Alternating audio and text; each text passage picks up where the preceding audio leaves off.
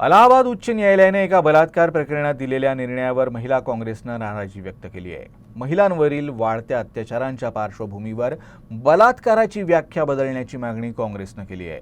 नागपुरात ग्रामीण महिला काँग्रेसनं पत्रपरिषद घेऊन अलाहाबाद उच्च न्यायालयाच्या निर्णयावर नाराजी व्यक्त केली।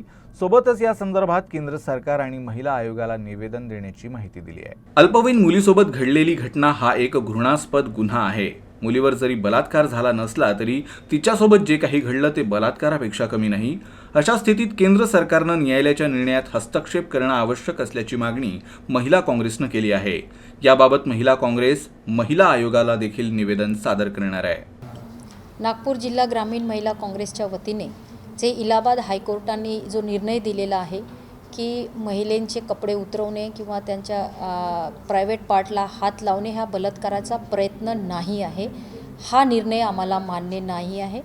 आमचं एकच म्हणणं आहे की महिला आयोग असो की केंद्र शासन असो यांनी सुप्रीम कोर्टामध्ये आपली महिलांची बाजू मांडावी आणि हा जो निर्णय दिला त्याला अपात्र ठरवावं आणि या कायद्यामध्ये दुरुस्ती करण्यात यावं।